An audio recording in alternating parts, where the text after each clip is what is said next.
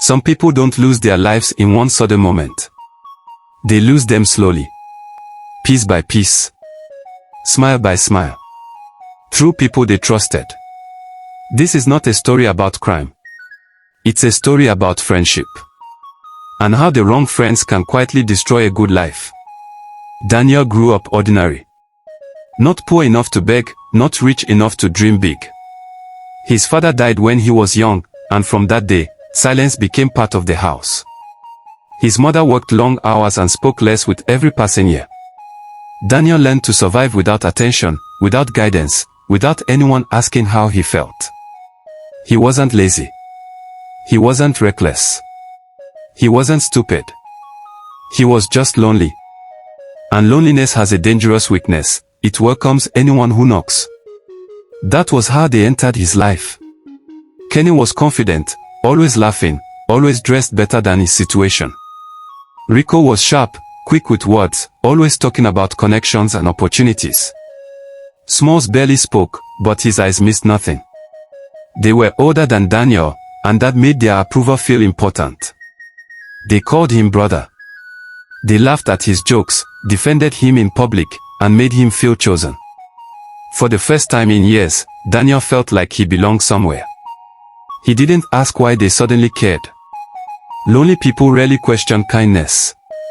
At first, it was harmless. Skipping classes to hang out. Staying out late. Borrowing small amounts of money. Then one night, Kenny handed him a phone and said, "Just hold this. Don't open it. Don't answer it." Daniel hesitated. "What's inside?" Kenny laughed and said, "Fear is expensive. Don't buy it." Daniel held the phone. Nothing happened. No police. No trouble. Just relief and laughter. That night, something inside him shifted.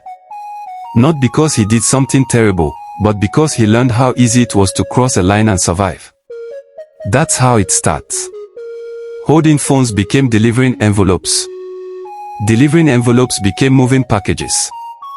Daniel told himself stories to sleep at night. He wasn't stealing. He wasn't hurting anyone. It was temporary. Just until things got better. Then money came. Fast money. He fixed the leaking roof. Bought better clothes. Paid bills on time. His mother smiled again and said, "I'm proud of you." Daniel couldn't look at her. Because money that comes from lies always leaves a stain, no matter how clean it looks. Then he met Amara. She worked at a small cafe and noticed him because he tipped too much and never smiled. She didn't care about his money or his friends. She noticed his silence. "You're tired in a way sleep can't fix," she told him once. With her, Daniel felt human again. He imagined a future that didn't involve late nights and secrets. And that was when everything began to fall apart. Kenny noticed first. "You're disappearing," he said. "New girl?" Daniel nodded. Kenny smiled, but it was empty. "Don't forget who brought you here." From that day, the jokes changed. The warmth faded. The reminders began. What Daniel owed them. What they knew about him. How far he had already gone. Daniel wanted out. Slowly. Quietly. Respectfully. Bad friends don't allow clean exits. One night, Rico said, "One last job. After this, you're free."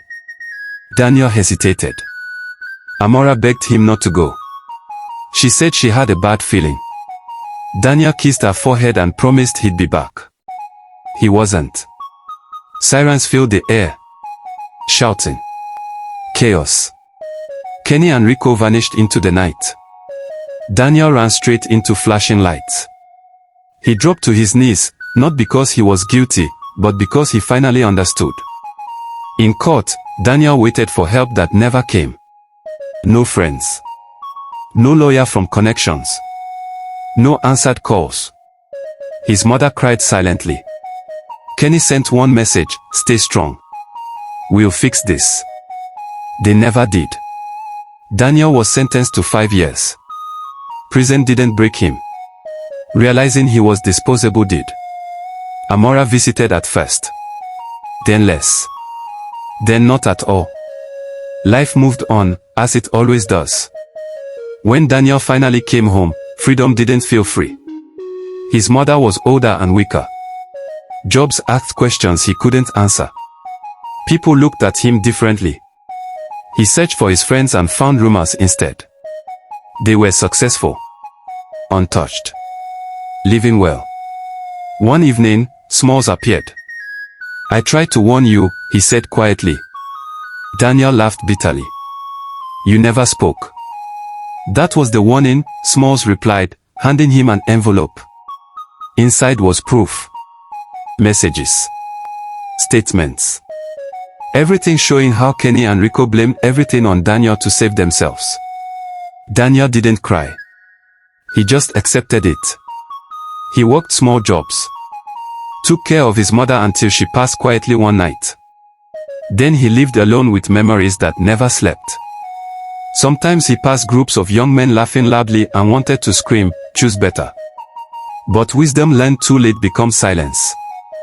Years later, Daniel wrote one sentence in an old notebook. "The worst enemies I ever had were the ones who called me brother." Bad friends don't push you off a cliff. They walk you there slowly, convincing you it's a shortcut. And when you fall, they keep walking.